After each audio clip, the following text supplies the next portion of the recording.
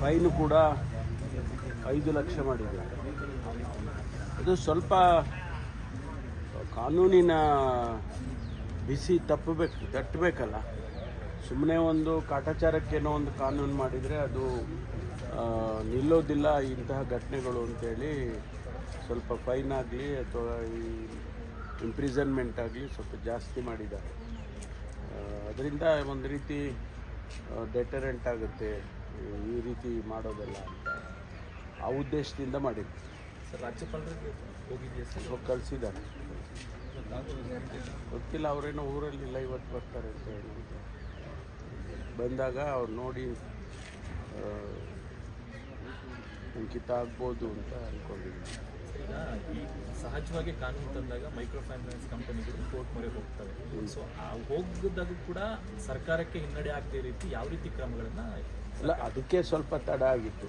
ನಾವು first draft ಮಾಡಿದಾಗ ಇದನ್ನು ನಾವು ಚರ್ಚೆ ಮಾಡಿದೋ, ಒಂದು ವೇಳೆ MFIಗಳು ಕೋರ್ಟಿಗೆ ಏನಾದರೂ ಹೋಗ್ಬೋದು ಅಂತೇಳಿ. ಅದಕ್ಕೆ ಎಲ್ಲ ರೀತಿಯ ಪ್ರಿಕಾಷನ್ಸ್ ತಗೊಳ್ಬೇಕು ಅಂತೇಳಿ ಮುಖ್ಯಮಂತ್ರಿಗಳು ಲಾ ಡಿಪಾರ್ಟ್ಮೆಂಟಿಗೆ ಸೂಚನೆಯನ್ನು ಕೊಟ್ಟಿದ್ದರು.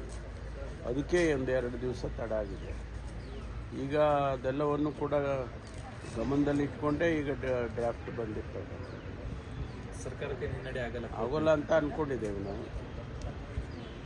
ಸರ್, ಸಚಿವರಾದಂಥ ಮಂಕಾಳು ವೈದ್ಯ ಅವರು ಸರ್ ಒಂದು ಸ್ಟೇಟ್ಮೆಂಟ್ ಮಾಡಿದ್ದಾರೆ. ಹಸುಗಳನ್ನು ಕದ್ದೋರನ್ನ ಸರ್ಕಲಲ್ಲಿ ನಿಲ್ಲಿಸಿ ಗುಂಡು ಹಾರಿಸ್ತಾನೆ ಅಂತ, ಗುಂಡು ನಾನೇ ಹಾರಿಸ್ತಾನೆ ಅಂತ ಹೇಳಿದ್ದಾರೆ ಸರ್. ಗೊತ್ತಾಗಲಿಲ್ಲ.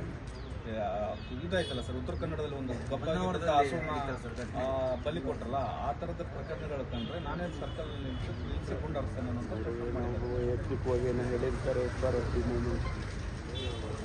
ಸರ್, ಇನ್ನೊಂದು ಬೆಂಗಳೂರಿನಲ್ಲಿ QR ಕೋಡ್ ಮೂಲಕ ಮತಾಂತರ ಮಾಡ್ತಾ ಇದ್ದಾರೆ. ಅಲ್ಲಿ ಸ್ಕ್ಯಾನ್ ಮಾಡಿದರೆ ಮತಾಂತರದ ಎಲ್ಲ ಲಿಸ್ಟ್ ಬರ್ತಾ ಇದೆ.